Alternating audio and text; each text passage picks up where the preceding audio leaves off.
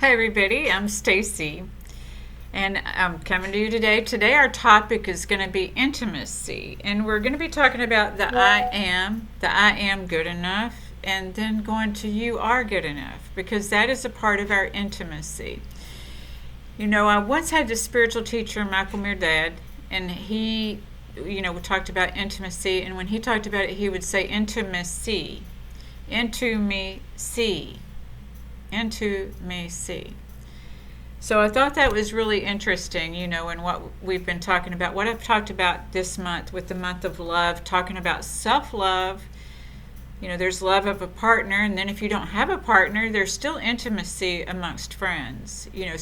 Hopefully you have someone really close to you that you're able to talk to intimacy, that just knows, and gets you, and that can call you on your stuff when you need calling on your stuff. I just had a client earlier thank me for calling them out on their stuff, because somebody else wouldn't do it, but I did it. And I do it out of love, and so when we have somebody intimacy, it's usually somebody who's had some of the similar experiences. That's why I can call somebody out with love, because it's not in a judgmental kind of way, but it's about for our highest growth. So, intimacy, it's not sexual, it's not anything like that. Intimacy is, that closeness. And a lot of us don't even know how to be intimate with ourselves. So in this month of self-love, when I'm talking about self-love, because the thing is we can't give from an empty cup. I spoke about last week somebody who approached me and said, I'm trying to give this person the love that I didn't receive. That's more of a codependent and toxic type of love, even though no one recognizes it as that. I did that, and I didn't recognize it as that. I didn't even know how to put into words that I was trying to give somebody the love I didn't get from myself. I'm not saying that I wasn't loved as a child growing up. I was loved very much.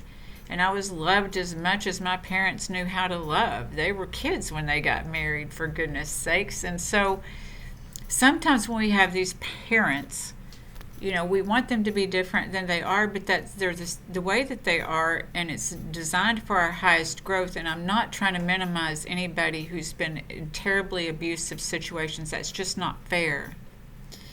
And we don't know why things happen sometimes.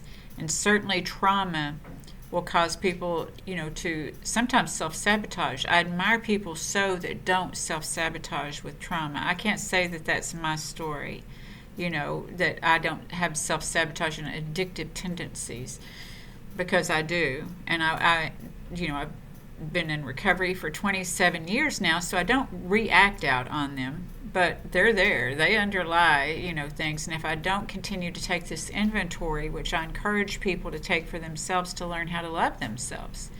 Because if we're too busy fighting the things that we're trying to hide, the things that we're trying to defend, then we don't get to love ourselves, because we don't get to look at that what some people would refer to as the negative or dark side of ourselves. But see, if we want to be loved unconditionally, if we want to love unconditionally, we have to be able to look at that part of ourselves so that we're not projecting it onto other people. It's not nice to be projected upon. I've been projected upon, and I have projected upon people, not knowingly, but I have. In that trying to get somebody to love me, because that's what I was trying to do. When I was trying to give somebody the love I didn't get for myself, I was trying to get the love that I didn't get for myself, whatever I perceive that to be. Because I know with my own daughter, I have loved her as good as I can, but it's probably not good enough for her to, because we all get to heal from whatever it is. I know that for my mom, she wanted me to have better than she had, so she did what she did. And I could still find fault with it, But the bottom line is love, and she did love me,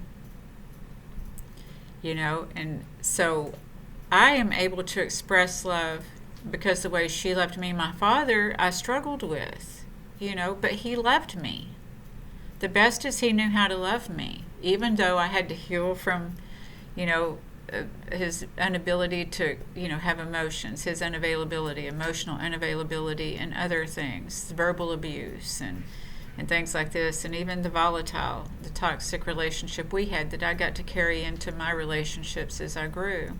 That was not self-love. You see, I've learned to have a more holy love with a WHOLLY. There's nobody to complete me, and I do not have a partner, but I love myself. And that's why I don't have a partner, because I'm not looking for that love somewhere else. I know that there's a match to me, somebody who is on my list. I have a list, and I also made a list about who and what I am, too.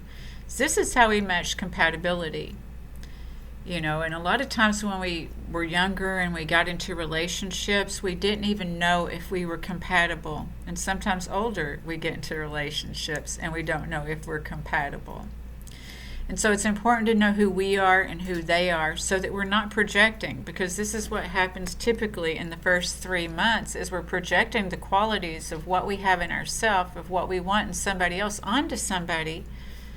And our representatives and their representative shows up of who we want to be, but sometimes we just don't know how to get to who we want to be, so we end up falling short and feeling judged and feeling like we're not a part of. And then I work with people too who have been married for a long time. I myself was married for a long time, what was considered a long time, and twice, same person. It didn't work either time. But I did learn things about me. And even though I'm not with that person anymore, I still love that person. It's not a self-hate or self-loathing for myself, and I don't loathe them either, because I know I got to learn from that person. They're not a bad person. I'm not a bad person. See, we don't have to play the victim and villain in relationships. We don't have to be with that person. See, that's the problem a lot of times, is that people build obligations out of love. This comes from the want and the need. Do you want to be with me, or do you need to be with me? When somebody's looking to show someone the love they can't give with that they didn't get themselves, it seems more needy, right? So it seems more like a need. It's a want too, but it's a need. See, when we're healthy and we're not going for the toxic love, it's more of we realize I have a choice. Do I want to be with this person, or do I not want to be with this person? Getting to know ourselves. When we know ourselves on our list, then we know if someone is compatible with the list that we made. So intimacy. It's not that simple, me just telling you all of this. It's not. Self-love is healing. Healing those parts of us that felt like we weren't good enough. So when I'm working with people, and as was done with me too, I was instructed to put, I am,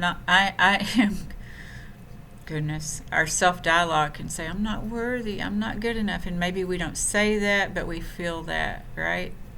So I had to work through that, because sometimes I would be sitting at a table where I would feel like another person was smarter and prettier and more interesting than I was.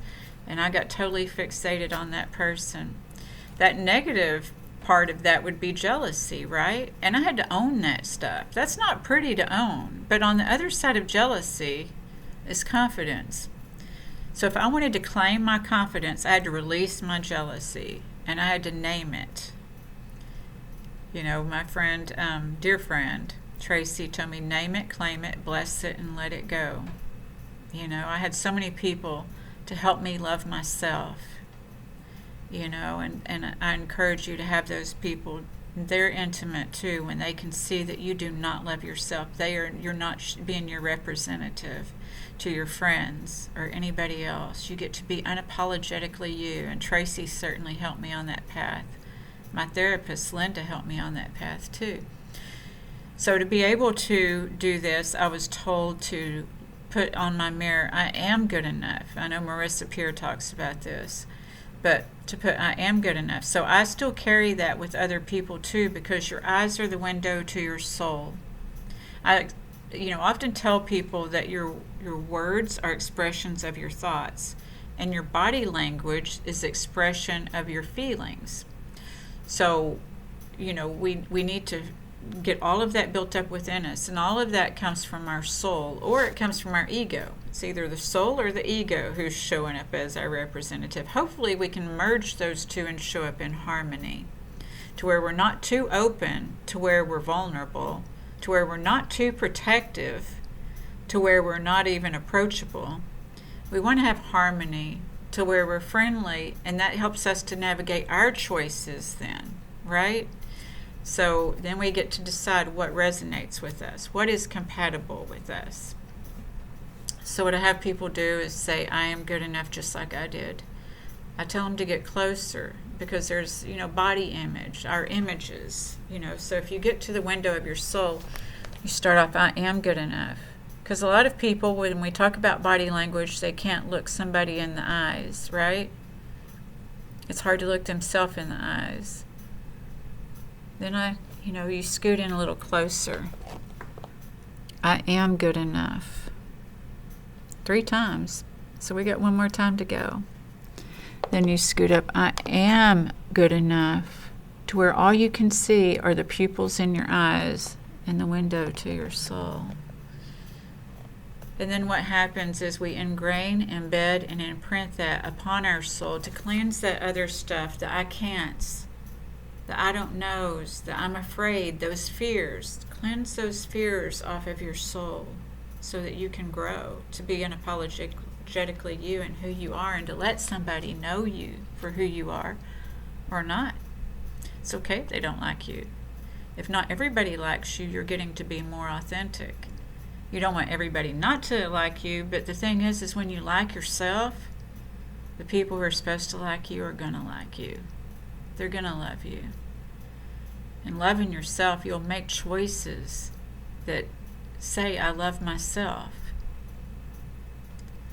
So I hope that this has been helpful for you to love yourself in intimacy, because when you get comfortable with intimacy, then you get comfortable looking at other people, not under the microscope of what they're doing that reflects to you, how they look to you, but being able to actually sit with the person and be like, feeling like I am good enough, and being able to express, even with just your eyes to that person, seeing yourself with your own eyes, I am good enough, and then seeing another person and letting them know and feel you are good enough. Okay? Because I think that's our true authenticity, our originality, when we can let people know you are good enough. It doesn't mean they're going to be a romantic partner. It doesn't mean they're going to be anything else, but we all want to be seen and heard. But we have to see and hear ourselves and hear, be comfortable with that. Be comfortable with that. Okay? So I encourage you, if you don't have a coach, to get one. I work with Pop Recovery Systems. I'm a mental health coach. I help people with self-image. I work with people with, food addiction and obesity. We have a transformation academy. We do all kinds of things because, we only rise by lifting others. So that's what we're all about there. Okay? All right. I hope this has been helpful. If you feel like it's been helpful and you'd like to like and subscribe, that would be great. Thank you to my new subscribers. And then if you want to share it with someone, if you think it's going to help somebody else, because that's what this is all about, is being a ripple. So if you feel like it's going to help somebody else, please share it too. And all right. Well, I thank you, and I hope you have a wonderful day, and I'll see you next time. All right. Bye.